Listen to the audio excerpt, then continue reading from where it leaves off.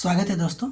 Study for UPSC में हम लोग इकोनॉमिक्स की क्लास कंटिन्यू कर रहे हैं और अभी इकोनॉमिक्स के क्लास में पार्ट 7 है। हम लोग जो हैं इससे पहले कैपिटल फॉर्मेशन देख रहे थे और कैपिटल फॉर्मेशन में कुछ टर्म देख रहे थे जिसमें हम लोगों ने जीसीएफ देखा था और जीसीएफ में हम लोगों ने देखा था कि आइटम क्या क्या शामिल है। तो वो आइटम में एक था आपको ग्रॉस फिक्स्ड कैपिटल फॉर्मेशन, जिसमें हम लोगों ने इस दोनों को तो देख लिया था, इसको भी देखना है। वेरिएबल्स तो वो सिंपल है, लेकिन इसको देखना बहुत ज़्यादा इंपॉर्टेंट है। तो वो दूसरा पॉइंट अभी हम लोग देखने जा रहे हैं, जीएफसीएफ। तो जीएफसीएफ क्या है? तो ग्रॉस फिक्स्ड कैपिटल फॉर्मेशन। यानी यह क्या दिखाता है? तो यह दिखाता है कि देश में नई फिक्स्ड कैपिटल यानी कि फिक्स्ड एसेट, यहाँ अगर हम केबल वर्ड यूज कर दे तो भी चलेगा। केबल फिक्स्ड कैपिटल की बात करता है। कैपिटल बहुत सारे तरीके के होंगे, यानी कि कुछ फिजिकल कैपिटल भी होंगे और कुछ क्या कहते हैं उसको, फिक्स्ड कैपिटल भी होंगे। तो यहाँ पे फिक्स्ड कैपिटल की बात कर रहा है, जैसे मशीन, जैसे कि फैक्ट्री। आप फिजिकल में कहिएगा और क्या कह सकते हैं फिजिकल में कैपिटल, आप मतलब कि बीज उज जो खरीदते हैं वो तो तुरंत उसको बेच सकते हैं। अगर हम एग्जाम्पल में गलती होंगे तो माफ़ कीजिएगा। तो मशीनें, factory, building, road, bridge, equipment, technology, cultivated biological resource, ये सब के सब आपको क्या है कि फिक्स्ड कैपिटल है। या फिर intellectual property product, defence weapon system, ये सब के सब आपको क्या है कि फिक्स्ड कैपिटल है। ये सब को देखना है कि हमारे देश में कितना बना। यानी जीएफसीएफ क्या दिखाता है? तो जीएफसीएफ दिखाता है कि देश में केवल फिक्स्ड एसेट कितना भरा। जीसीएफ क्या दिखाता है? Total capital formation. उसमें से एक भाग निकाल के हम लोग पढ़ रहे हैं जीएफसीएफ, जो आपको दिखाता है कि फिक्स कैपिटल कितना बढ़ा। और ये सब क्यों बढ़ेगा भाई? इन्वेस्टमेंट के कारण ही तो बढ़ेगा। ठीक है, एक नोट ध्यान दीजिएगा कि जीएफसीएफ में लैंड परचेज शामिल नहीं है, लैंड खरीदना शामिल नहीं है। लेकिन लैंड को अगर आप डेवलप करते हैं तो ये शामिल है। हो सकता है इसको नोट बना के पूछ दिया जाए।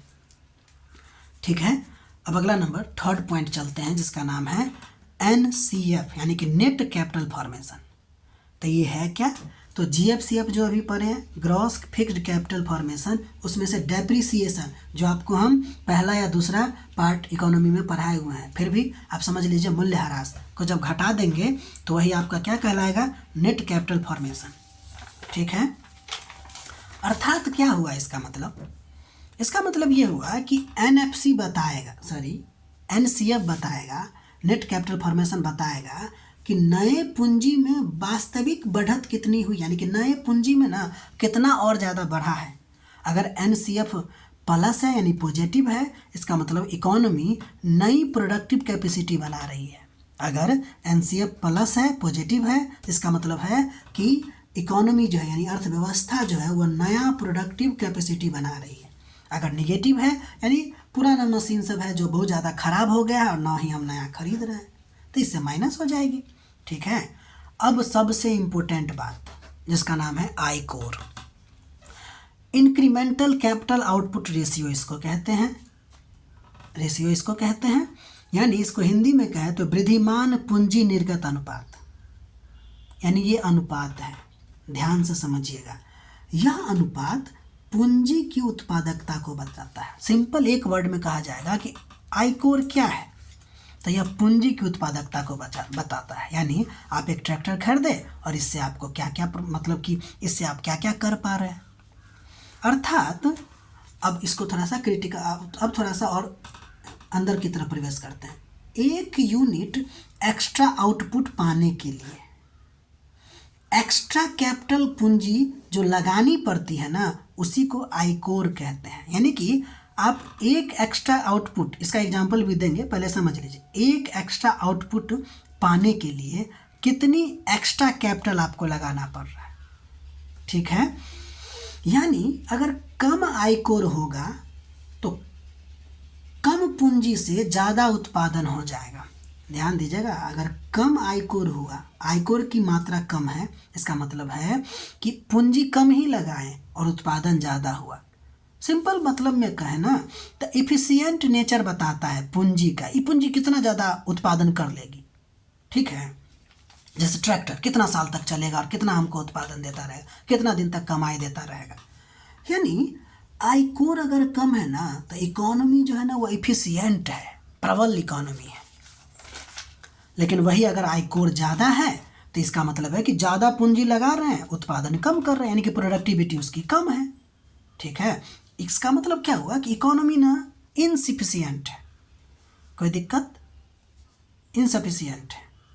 अब इसका सूत्र देखिए, इसको डेल्टा सी, डेल्टा जो है ना हमेशा चेंजेज के लिए वर्ड यूज करते हैं, तो delta C by delta Y, यानी कि कैपिटल में कितना चेंज हुआ, और डेल्टा वाई का मतलब आउटपुट में कितना चेंज हुआ। कैपिटल में चेंज करने से आउटपुट में कितना चेंज हुआ। उदाहरण अब समझिएगा, मान लीजिए हमने 100 रुपया का एक मशीन खरीदा और इससे हमारा उत्पादन बढ़ गया 20।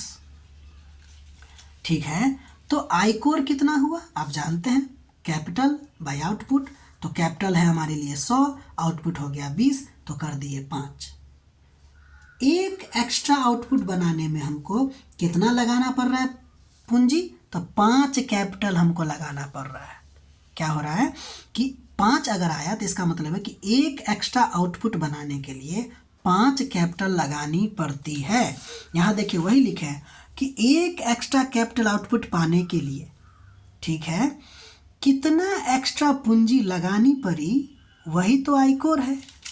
ठीक है, अर्थात अगर आई कोर कम है, यानी कि आई कोर 3 है, कम है, तो इसका मतलब है कि वो जो पूंजी हम लगाए ना बहुत इफिशियंट है और अच्छा प्रोडक्शन दे रहा है। आई कोर अगर 5 है तो एवरेज है, और अगर आई कोर 8 से 10 है यानी कि इनसफिशियंट इकोनॉमी, यानी कि वो जो पूंजी है ना जो हम लगाएं वो ज़्यादा उत्पादन नहीं दे रहा है। ठीक है, ध्यान देने योग्य है। हेराल्ड डोमर जो ग्रोथ का मॉडल है ना, ध्यान देने योग्य है कि हेराल्ड डोमर मॉडल जो है ग्रोथ का के अनुसार किसी देश की जो आर्थिक वृद्धि होती है ना वह देश की सेविंग रेट और कैपिटल इफिशियंसी पर निर्भर करता है। हेराल्ड डोमर का जो सिद्धांत है वो ग्रोथ रेट का, वो क्या कहता है, कहता है कि किसी भी देश का आर्थिक वृद्धि तब होगी जब देश में सेविंग का रेट ज़्यादा होगा और कैपिटल इफिशियंसी ज़्यादा होगी। और हम जानते हैं यानी पूंजी की उत्पादकता, यानी कैपिटल इफिशियंसी जानते हैं कि वो कैसे मापा जाता है, आई कोर से। यानी आई कोर अगर कम है तो पूंजी इफिशियंसी ज़्यादा है। तो समझ गया ना कि कैपिटल इफिशियंसी जो मापने के लिए किसका उपयोग होगा, आई कोर का। तो इसीलिए ये फेवरेट यूपीएससी के लिए बनता है कि ग्रोथ रेट का फॉर्मूला हो जाएगा saving rate by I core. Situation देखिए क्या होगा इस फार्मूला में, अगर सेविंग ज़्यादा है तो ग्रोथ रेट ज़्यादा होगा, कोई डाउट नहीं। आई कोर अगर कम है यानी कि पूंजी की इफिशियंसी ज़्यादा है यानी कि ग्रोथ रेट ज़्यादा होगी। लेकिन अगर आई कोर ज़्यादा हो गया तो पूंजी की इफिशियंसी क्या हो जाएगी, घट ना जाएगी, तो ग्रोथ रेट क्या हो जाएगा, कम हो जाएगा। अब ये बात को भूलना नहीं है भाई। अगर कई बार ऐसा होता है कि किसी देश का बचत दर बहुत ज़्यादा होता है, जैसे अपने भारत का आई कोर जो है ना 4 से 5 है, तो लेकिन बचत हमारे यहाँ ठीक ठाक है, तो बचत का उच्च दर है लेकिन ग्रोथ का उच्च दर नहीं है। गौर कर रहे हैं ना, फॉर्मूला देखिए, अगर सेविंग रेट ज़्यादा होगा तो ग्रोथ रेट ज़्यादा होना ही है, लेकिन फिर भी हमारे देश में ऐसा नहीं है। क्यों नहीं है, क्योंकि ग्रोथ रेट जो है ना का उच्च स्तर नहीं है, क्योंकि और भी बहुत सारा कारण होंगे, उसमें से एक बड़ा कारण है आई कोर का उच्च होना। क्योंकि ग्रोथ रेट और आई कोर में बताइए तो कैसा रिलेशन है, अपोजिट रिलेशन है, उल्टा रिलेशन है। ठीक है, इतना समझ गए। आप लोग इसका नोट बनाइए, अच्छा लगे तो शेयर कीजिए, सब्सक्राइब कीजिए, दोस्तों को बताइए। और अगर नोट मिल पाना है तो हम आपको अपने चैनल में कहीं पर आपके लिए ये क्या कहते हैं उसको, टेलीग्राम का लिंक दे दिए हैं। बाकी में हमको देने नहीं आता उतना, तो आप लोग ज्वाइन करने की कोशिश कीजिए। जैसे ही कुछ लोग आ जाएंगे ना तो हम नोट्स में प्रोवाइड करा देंगे। ठीक है, बाकी तब तक के लिए ख्याल रखिए, पढ़ाई कंटिन्यू करते रहिए। मिलते हैं अगले वीडियो में।